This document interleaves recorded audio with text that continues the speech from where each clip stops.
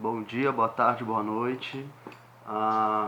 Vamos apontar hoje, né, para a nossa última aula do livro, né, que é a Revolução Industrial. Vamos entender como que todo esse processo, né, ocorrido na Inglaterra, né, até mesmo das revoluções inglesas, né, que a gente estudou, como que essas mudanças elas vão levar, né, a Inglaterra a ser quem vai puxar, né, esse movimento da Revolução Industrial. Então vamos tentar, né, entender como que isso se deu. Primeiro é importante a gente entender o que é a Revolução Industrial, né? Ela é justamente a entrada da máquina, tá, como sendo uma ferramenta, tá, para a produção de, né, o caso aqui na Inglaterra, né, de roupas, né? Outra coisa do algodão que vai ser fundamental. Então é justamente isso. É a máquina como uma ferramenta. Não mais exatamente o ser humano ali, tá? Mas é o maquinário. Então são essas máquinas que vão, a partir desse momento, então, manusear o que? A matéria-prima. Tá? A matéria-prima que antes era transformada, né, pelo ser humano, ela vai ser transformada a partir desse momento pela máquina. E isso vai causar uma mudança em relação à produção, tá? Porque antes toda a produção ela estava ligada à resistência humana, né? Ao tanto que o homem conseguia produzir, né, no espaço de tempo. E aí assim a gente se cansa, a gente se esgota, né? E a máquina não, né? Então o ser humano, né, que era, digamos assim, um entrave, tá, para a produção, esse entrave agora, né, passa a ser a máquina. A máquina não cansa, né? A máquina ela pode quebrar, pode dar algum problema, mas é uma máquina. Para a gente entender por que esse processo vai começar na Europa, é importante a gente entender alguns fatores ali da sociedade inglesa, aliás, né? Por que ele vai começar na Inglaterra. Então, a primeira coisa que é importante a gente entender é a acumulação primitiva de capital que a Inglaterra teve muito porque durante a era, né, do comércio, onde o comércio era o principal fator de acumulação de capital, a Inglaterra ela tinha o controle sobre o comércio de escravos, né? Então grande parte do dinheiro que a Inglaterra acumulou veio da venda de escravos. Ao mesmo tempo, né, a fabricação de roupas, tá, de forma artesanal ainda, também, e o escoamento dessa produção pela Europa também fez a Inglaterra acumular dinheiro. Juntando isso, tá, a pirataria, tá, aos piratas ingleses que roubavam riquezas, né, roubavam da Espanha, né, roubavam ouro pra caramba, tá. Então você passa a ter ali aos poucos uma ruptura da forma antiga de se produzir, tá, para uma nova forma que vai mudar não só a forma de se produzir na Inglaterra, como vai mudar toda a sociedade, tá? Mas para isso é importante a gente entender da onde isso parte. E isso vai partir de uma revolução agrícola, tá? Porque você passa a ter grandes latifúndios, tá? Que é o quê? Um pedaço de terra muito grande com um dono só, onde já haviam pessoas que trabalhavam nesses latifúndios, né? Camponeses que trabalhavam de forma assalariada, tá? Enquanto isso, você tinha camponeses que tinham ali a sua terra que eram expulsos, tá? Então e aí, claro, né, eles são expulsos para as cidades, que é onde tinha ali um emprego. Então a gente já passa a ter ali uma mudança dentro da sociedade inglesa, onde as terras comunais dos camponeses eram tomadas pelos latifúndios, tá? Que ofereciam ali um trabalho assalariado para alguns, tá? E a maioria ficava sem ter o que fazer, e aí, né, se você, né, é dramático, né, se você não faz nada, você não come. Então eles iam para as cidades onde ali a oferta de emprego era crescente. E isso vai causar ali uma expansão do mercado consumidor, tá? Porque conforme você tem o trabalhador assalariado, tá? Esse cara consome.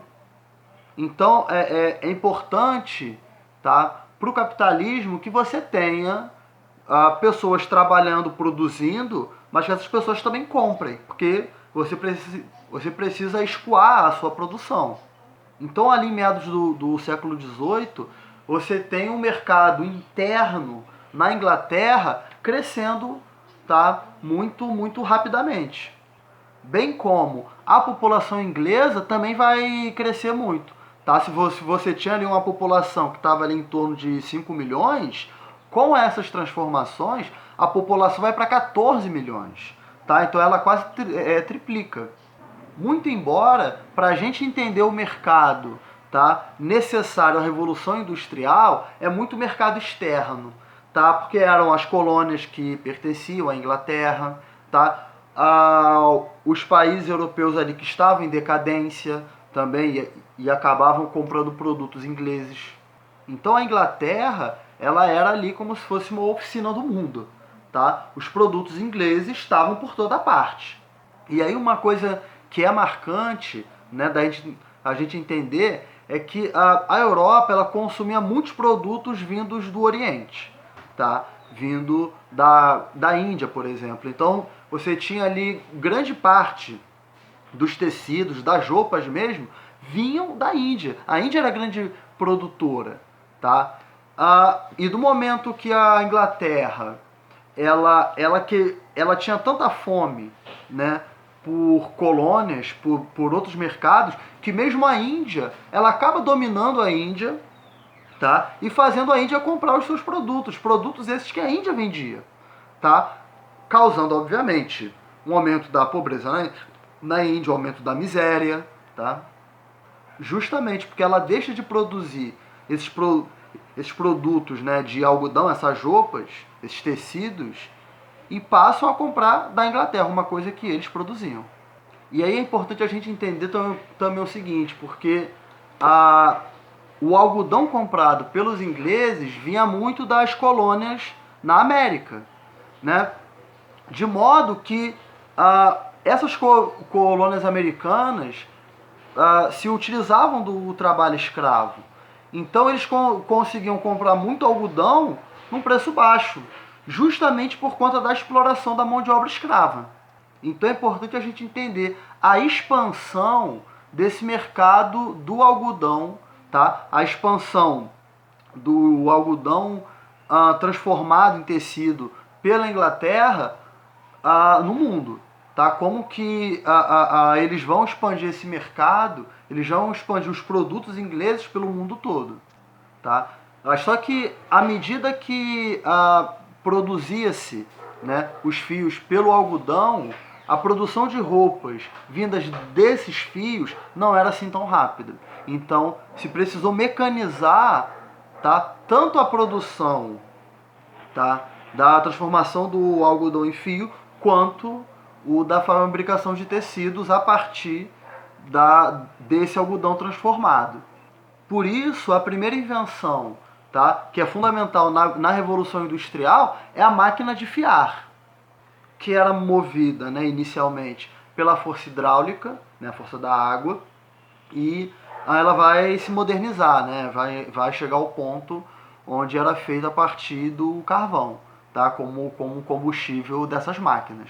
Isso vai causar uma mudança na sociedade, que é o seguinte: quem fabricava esses tecidos eram os tecelões, né? O trabalhador, ele tinha o controle, ele era dono dos instrumentos que ele utilizava para produção de tecido, tá? Ele era dono até mesmo da fábrica, ele comprava a matéria-prima.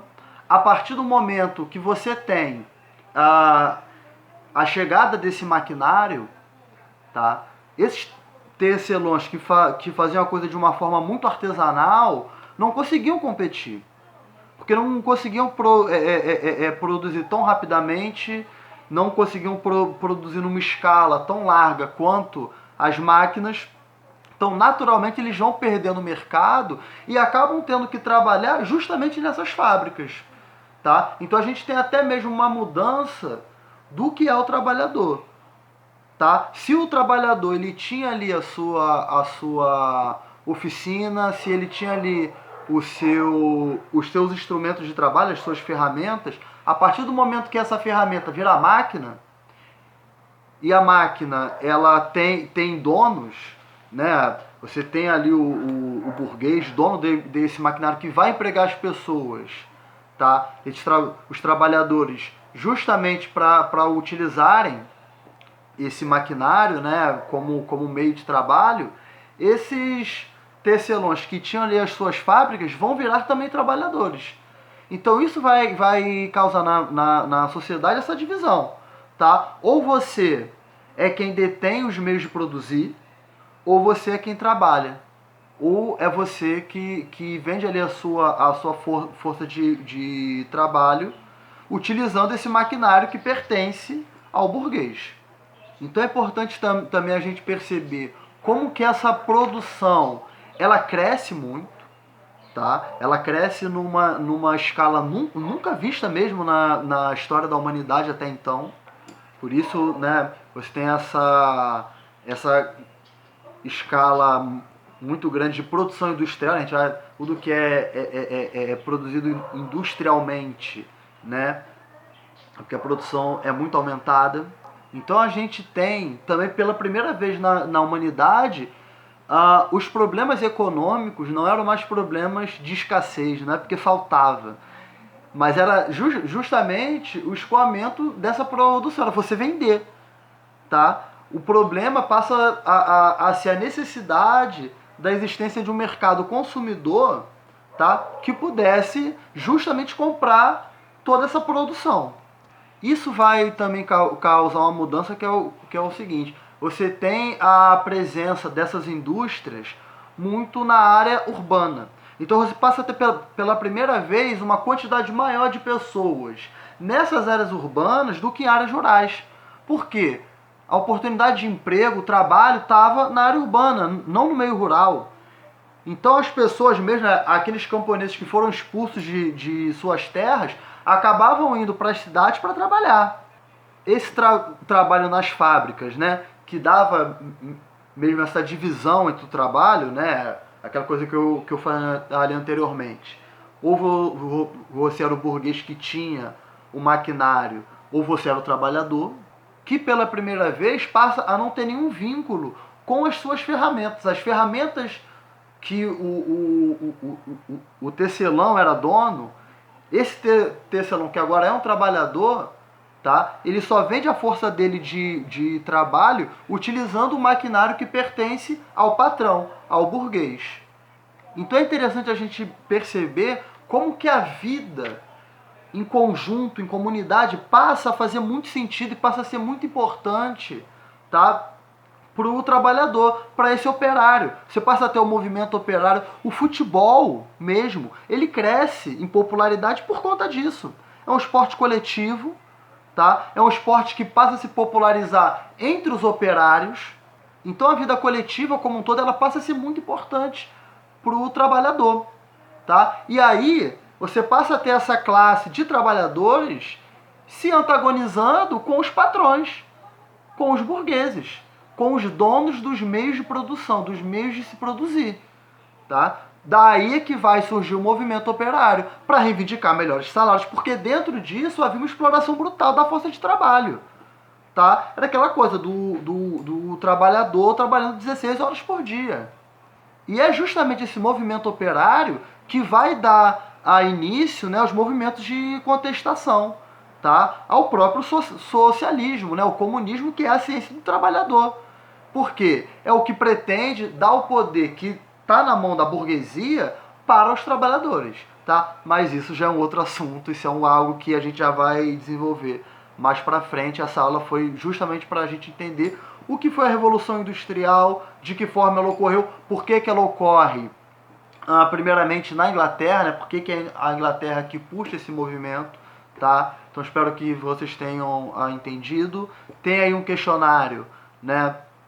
Que eu vou colocar no portal junto com essa videoaula, tá? Pra gente realizar. Na semana que vem a gente já vai ter também as revisões, né? Afinal de contas, o livro acaba justamente nessa matéria, né? E aí a gente tem que dar prosseguimento às matérias novas que vão vir.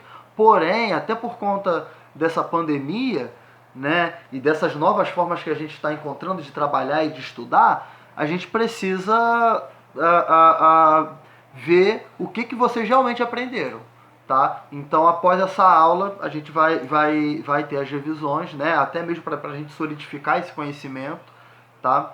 Então, um grande abraço a todo mundo.